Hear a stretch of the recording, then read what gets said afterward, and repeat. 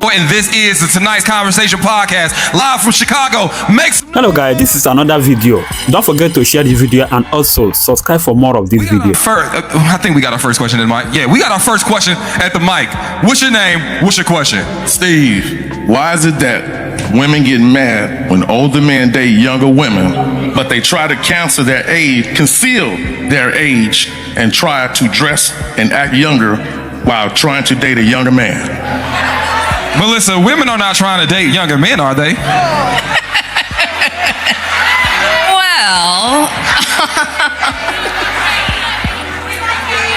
yes, they are. Why is that? What do younger men? What do younger men bring to the table?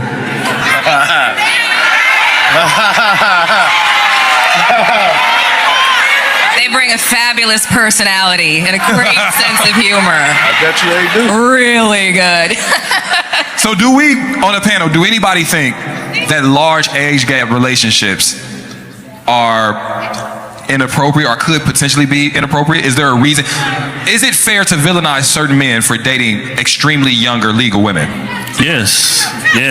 I think that there's a manipulation aspect to it that's not really admitted to. Because you got to ask yourself, if you 40, 50 years old, and you can't impress or intrigue a woman your age, you got some shit to look in that mirror and really work on. Because a lot of men be dating women who they damn brain ain't even fully formed yet. You understand? She don't even know who she are. She don't know where she going or whatever the case may be. And a lot of men take advantage of that because I know your ass gullible as hell, and I can tell you whatever because I done lived. I got experience. You don't. And a lot of times when that dynamic is how it is, you're leaning on me to teach you. Mm-hmm. And a lot of men take advantage of that. So yeah, no, I definitely don't agree with that. Get your woman your age or close to. Sarah? Ooh, I'm the opposite, and I think I'm probably about to get in trouble. But I think that a lot of middle-aged women come with much more baggage than younger women. And I think that we as women, when we're in our late 20s, in our 30s, in our 40s, in our 50s, if we're excited to date, then we still have to remember what it was like when we were actually playful, what it was like when we were actually nurturing and loving and compassionate. And I do think that sometimes we allow our baggage to make us hard. We allow our traumas to make us hard. Why? Because those same experiences, we have way more of them, and now we're moving from that space instead of a almost like naivety or that gullible feeling. Sometimes it's better. Melissa, what do you think? Is it baggage or is it experience? It's both. I don't know. I feel like that was a real generalization about older women and the reasons why men their age choose younger women. I'm just thinking about my younger self. I didn't know shit. Okay, I would have been very easy to manipulate. Me at this age, I've been around the block a few times. But I am definitely a better person for the experiences I have had, and I definitely don't carry a bunch of Louis Vuitton into my relationships. I'm a healed cougar over here. SD, why are you making that face? SD, why are you making that face? Because of what? We demonize men for dating younger women and don't acknowledge the fact that most of the women that demonize them dated older men at one time in most cases. A lot of the women tend to be a little more jealous, I believe, because those older men that's their age prefer younger women and thus taking men out of their dating pool.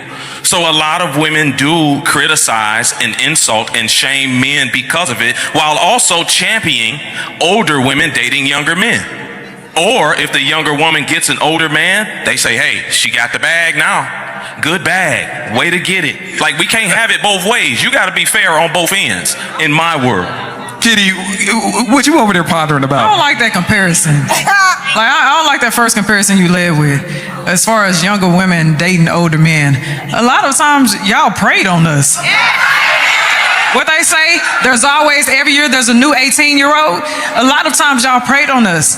And a lot of older men try to groom us. and we were too naive to understand any better.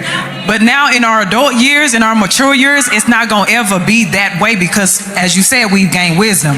I think also the thing that we forget is a lot of times for men, and this is actually proven for men because we've seen, many people have clients like this, but men a lot of times try to reestablish their youth or find their youthful selves again by dating young women. And you usually can tell those men when all of a sudden they buying all of these sports cars and stuff like that in their 50s and 60s, and then they leave their wives and they start dating these younger women, these Viagra. what is that name, that thing, these OF models and stuff and all that stuff. Like, we see that, so we have to acknowledge that too. Now, I'm not on the side of, I do not believe that even older women should be dating men that are 10, 20, 30 something years younger than them. I just don't believe, I think that there is a certain limit when it comes to age. Now, if this person has their stuff together, they're extremely mature, cool, but if you know that the intent is to groom someone because you cannot get someone your age or at your level, then yeah, I'm against that as well. Anybody with a final word? Yeah, I was gonna say, it's hypocritical from the male's perspective, and this is why a lot of men that are championing dating women that are very, very, very much younger than them, let their daughter, they're 17, 18, bring home a man that's 40. He gonna be ready to crash out and goddamn hurt him. So we gotta ask ourselves, why is that? Why are you so willing to crash out? And your little girl say, yeah, this is Ron, he 42, and I'm goddamn 18, and now you ready to take him to the backyard. We gotta ask ourselves, why is that? If dating that much younger is no problem. So what's an acceptable age gap then? Like, what y'all think an acceptable age gap is? We say 9 years? I'd say 5 years is crazy. 5 years is a little limiting. All right, so like, I feel like it depends on what ages everybody is. So let's just say she's 48 and he's 39. That's almost 10 years. That seems acceptable to me. Yeah, that's all right. I think they're pretty much grown. We're talking about young, But if we're talking about 42 and 18. Well, 18, Yeah, like, it's I not think even that's part of when this. it's a Yeah, problem. that's a problem. That's a problem. That is I agree with problematic. that. Now I can agree with that. All right, what's your name? What's your question? Hi, good evening. My name is Nakia, and my question is, which one ruins relationships faster? Lack of appreciation or lack of accountability?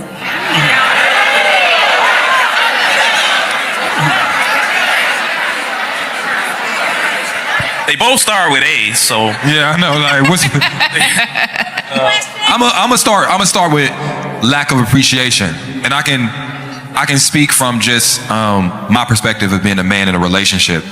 Sometimes the way I love to show my love is through providing, through doing things for, gifts, this, that, and the other.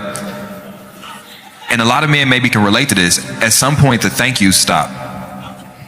At some point, it becomes not a gift no more, it becomes an expectation. And you don't hear somebody say, hey, I appreciate what you do for this family, this household, I appreciate you showing up. And so for me, I think accountability, I like that too, but I like the appreciation. Anybody else? Yeah, I'll go. Ladies, what do we hear men always say? We lack what? Accountability. We lack what? We lack what? So obviously it's not lacking accountability because y'all enable us to do so. Men enable women because y'all don't want to have the hard conversations. You guys want to dance around everything. You don't want to upset the house. You don't want to shift the mood in the home because you're over here like, no, I don't want to get into an argument with my spouse. Lack of appreciation, yeah, okay, because you want to feel like the man. You want to get those words of affirmation. But we as women get to lack accountability because y'all don't make us have none. Not saying that it's okay, and it's not every woman out here, but y'all don't make us have none. I want to say this, like, just to the men, right? Because I think both of them, for me, would ruin a relationship if they not being reciprocated, right? But as a man and as a leader within the relationship with your woman and in your home, if appreciation or accountability are things that could possibly ruin your relationship, you should be doing them to teach and show the household how you want things done. You can't be a man that don't take accountability for certain things that you do, but you mad at your woman because she don't take accountability. You can't be a man that's upset because you're not appreciated, but you're not telling your lady, thank you for that good meal that you cooked, I appreciate it. So if you want to be the leader, you have to lead by example, and that starts with those those two things so that you can teach and guide the household how you need it to be? It's not a matter of what ruins a relationship faster. Lack of appreciation and lack of accountability still all fall under poor communication. Yes. So I don't like to quantify and measure and do things like that when it comes to relationships. I don't like to do that because I can show you non-verbally just by doing things around the house that I appreciate you. I can show you through gifts that I appreciate you, and I can also by apologizing for something that I did or acknowledging something that I did show you that I'm accountable of an action that I did against you. So it still falls under the umbrella of communication. So it's not which one ruins it faster. Poor communication is what ruins a relationship. And if you look to identify what leads breakups and what leads in like a breakup of marriage and divorce and stuff, it's usually going to be communication. So it still all falls under that umbrella. Briefly, real quick. I understand exactly what you're saying, right? But things that I need to be accountable for in a relationship, if it's non-toxic relationship stuff, it may happen few and far between. Appreciation can be shown on a daily basis. And so when that's not given, it's noticed faster because it's like, I'm showing up on a daily basis. Now, when it comes to something falling apart in our relationship or we have miscommunication, again, accountability would be nice, but appreciation, you can show that every day. So when it's not being shown, it's noticed faster. I think a lot of times people fail to realize that people show appreciation in a lot of small ways. It's just you look for greater gestures, but a lot of times people show appreciation in very small ways. See, I think that's the issue, though. I think that, you got to love me enough to find out what I deem as feeling appreciated. And a lot of people want to show appreciation in the way that I want to show it. I don't give a damn necessarily what you value. I'm showing you appreciation in this way, and that way, and this way, and that way. No. Love your person. Learn your person. So enough to show them an appreciation that they best receive it. So I got a question there. That 24-year-old who was up here at the microphone yesterday, why do we demonize her when she said that she wanted the man that she was with to show appreciation differently? But we demonized her because he was wiping her crack and everything else when she had 2 brain surgeries. It's a lot of context. I'm just saying, but we got on her case about it. Everybody got on her case about it when she said, you kind of got on her a little bit. You looked at her the same way I looked at her when she first said it. You know what I'm saying? But, but no, she said that she wanted him to take her out on dates and stuff like that. And we said, well, baby, you had 2 brain surgeries and he was wiping your crack and taking care of you and all of that. And we said, girl, you still got some growing up to do, We demonized her, but she wanted appreciation. Well, so why we do that if that's the case? If somebody's wiping my ass, now, we ain't gonna. That's a different level. But you said that you have to learn how a person wants to be appreciated. And she said that, she gave that example. All right, that's a good point. We're going to come back to that in a second because that's a good point. Melissa, what do you think? I think both are bad, a lack of appreciation or a lack of accountability. But with a lack of accountability, that to me, it's beyond a lack of communication. It's a lack of conflict resolution. And that is going to be a significant problem in a relationship. Lack of conflict resolution falls under the umbrella of communication. Yeah, but specifically. I got you. Yeah. I can say this, honestly, because I understand both of them. I get that. My husband taking accountability for maybe unintentionally hurting my feelings shows that he appreciates me, that he sees me as a woman, that he sees me as his equal. So I still feel like they go hand in hand. That's the reason why I said that. I love that you said that. And I do feel like a man taking accountability allows for us to trust his leadership more as a woman. And I think that a man would rather have appreciation than have accountability, because we've seen the memes on social media when a woman is like, she don't want to say sorry, but she'll take her clothes off with her husband. She'll take her clothes off with that man. And that is just as much of appreciation for the man as if she were to say sorry. Does that make sense? I'm gonna still need that motherfucking sorry, but I'll take it. I'm not gonna turn it down. I'm not gonna turn it down. I'll take esophagus if you. I'll take esophagus if you don't say sorry. It's okay. It's some biscuits, esophagus and biscuits. Because that might be her sorry language. That might be her sorry. That might be her sorry language, and that's okay. That might be our. That's my sorry acceptance language. fellas in the room that don't care. Fellas in the room that don't want to get in trouble, but you still brave. Do you feel like your lady say thank you enough? Oh, we got some real. Hey, these niggas. We got some real ass niggas. Hey, yo, because they couldn't say no. Hey, she was like, yes. All right. What's your name? What's your question? My name is Aisha. My question is, how can you tell when you're compromising versus when you're abandoning yourself? In terms of a relationship or life? Relationship. Okay. Compromising means that you're flexible. It means that you can bend without breaking. Abandoning yourself means that you break. That's a breaking of something. So if I am compromising in a relationship, maybe it's something that I value, I can bend on it, but I can't break that. I don't want to lose it. When you abandon yourself, that means you abandon your identity. You abandon your values. That means there's a breaking of identity. There's a breaking of values. So that's one way that you can tell. If you feel like you're ending up with the short end of the stick every single time, then that is you abandoning yourself. That is not a compromise. And I just that was what I was trying to get to. Jump in. I love that, Melissa. And I would say we can compromise on our wants, but you should not be compromising on your needs. Right? There are things that you are going to need in a relationship, and they're all subjective. What works best for you? And so to make sure that you're not, because I also will say this is the caveat. A lot of us in 2025 are weak. We quit. We throw in the towel. Nah, y'all gotta hear me out. No, for real. We throw in the towel because somebody liked a picture on Instagram. We throw in the towel because that man didn't do what you wanted him to do. We threw in the towel because you've only expressed what your desires were one time and you expected them to be at 100% the next day. We've gotta learn to have staying power in a relationship. I think one of the things that we do is we're like, we don't wanna compromise. If you don't wanna compromise, don't be in a relationship, period. So let me just say this here real quick for the two things. When people compromise, you still get something that you want out of a compromise, right? And I think that that's a part of any relationship. It should be where you compromise with each other. But when you abandon yourself for what the question, you aren't getting anything that you want. So you're just settling for whatever it is to say, okay, that's not compromising. So I think that you still get something when you compromise that you want. You might not get it all, but you get something. Abandoning, you're not getting nothing that you want. Trill? Yeah, I think the difference between compromising and abandoning yourself is when you look in that mirror and you stop recognizing what's looking back. A lot of us be so entrenched in a relationship and cave into every request, cave into damn every demand just to try to make this person happy. I think a surefire way to tell that your ass is in the wrong relationship is if you have to change foundationally to stay in it. Yeah. And that's the thing. It's nothing wrong with working on little shit here and there. We talked about cooking. We talked about all these things. These are surface level things. But if I got to change who I am foundationally as a person, I'm in the wrong place. Let me ask you a contextual question.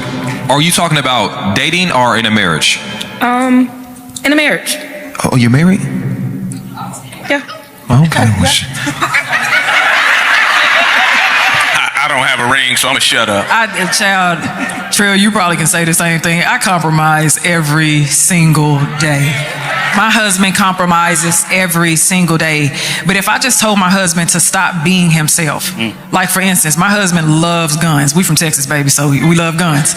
My husband loves guns and he loves to watch those type of videos and stuff in the evening times. That's something that I compromise with, because if it was my choice, I'd probably be watching a sermon or a documentary or something like that. But I compromise that because it makes him happy. It makes him feel at ease. I can take some time to myself and I can do what I need to do, but I'm not losing myself by compromising. He's not losing himself as well. So in marriage, yeah, that's the way that you're going to have to do it, because we have to compromise daily. But however, I would never ask my husband to abandon himself.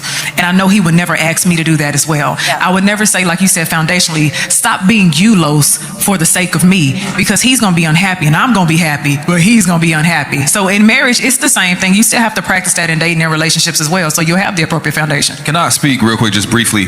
I love what we said as far as on marriage. So on marriage, we going to stick that? Cool. Outside of marriage, though, when we be having this conversation, this is where it gets sticky for me. Because one of the things that I've heard a long time ago and it stuck with me, the person in the relationship that cares about it the least controls it the most. And oftentimes you are negotiating with a person that know you can't fucking leave.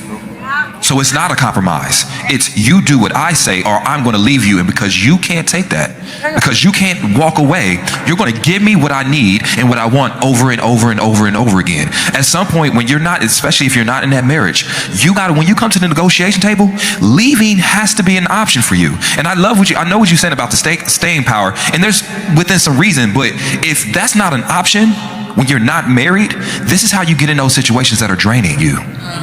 Because I'm going to tell you, there's something about that low self-esteem that a toxic person can smell on you. That person knows. Before we even got to this negotiation table, I knew for a fact you would cave. Because here's the thing. Or well, fuck it, I'm gonna leave it. No, don't leave me. And I know that's not what you're saying with your words, but that's what you're saying with your actions.